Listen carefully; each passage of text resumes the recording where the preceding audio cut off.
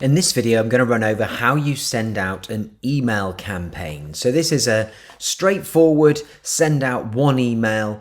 You can either send it immediately to all of your list, to some of your list, whoever you want to send it to, but it's one email that goes out and it can be scheduled or it can be sent straight away. So let's kick off. Let's go to create campaign first, and then we'll name our campaign. I'm just going to call it message one, and then we get to choose whether or not we want to do a split campaign, an A/B split campaign. Now, what's the difference? Well, a regular campaign will just be one straightforward email, one subject line sent to your chosen people. And then the split testing will be this one here. Now, the difference is with them, as I say, the regular campaign will just go out to everyone. The split testing campaign, you get to choose what you would like to split test. And the point of this being to find out what is the best email that gets the most opens and the most clicks. And you get to choose here. You can either test just the subject line. That's a very effective, quick way to see which subject line is the best. Or you can test an entire different email altogether, so a whole new kind of email layout or something like that. And then the winner will be based on the click rate if we're doing just the email content. And if we're doing a subject line, we can choose. Is it how many people that open the email that's most important to you? Or is it how many people who click on a link within the email?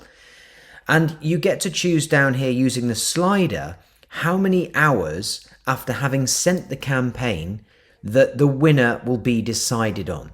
So I've set it here to 2 hours, and that would mean that within 2 hours time, the system will be monitoring how many people have opened your email and how many people have clicked, and then it will decide which of the two emails is the best one, and that'll be your winner.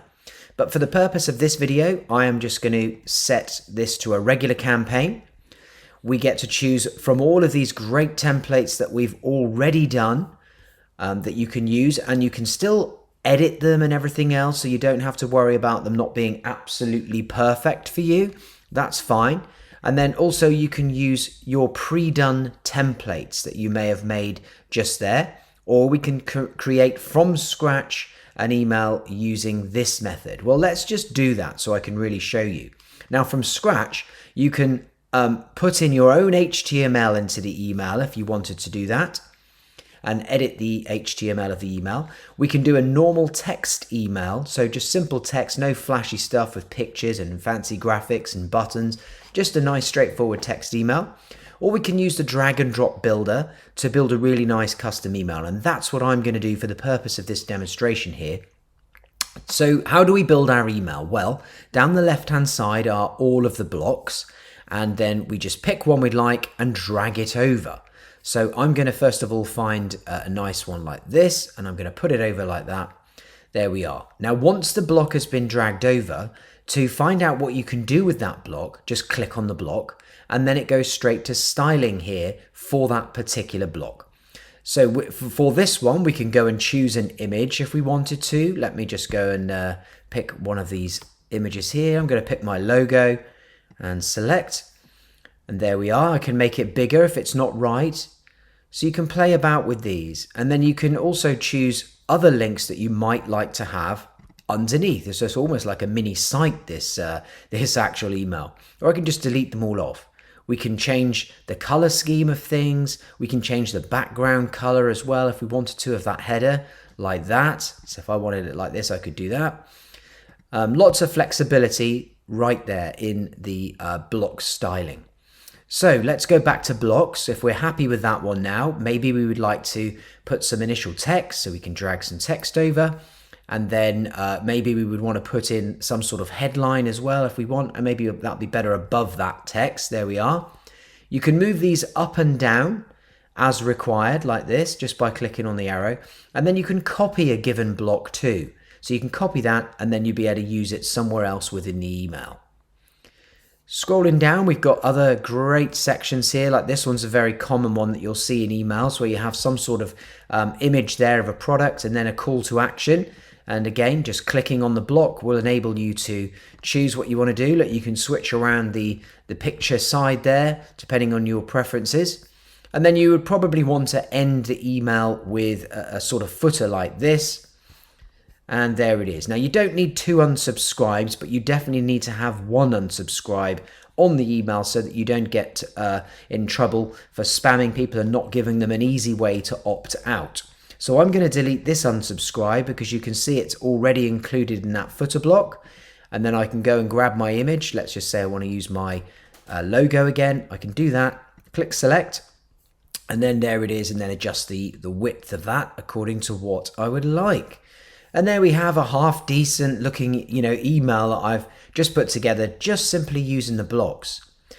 If you end up really liking that design and you're happy with it, if you click on more, you'll see you've the option to save it as a template.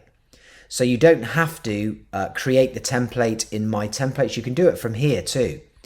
And you can preview it and see what it looks like in the different devices here. So that's what it would look like on mobile.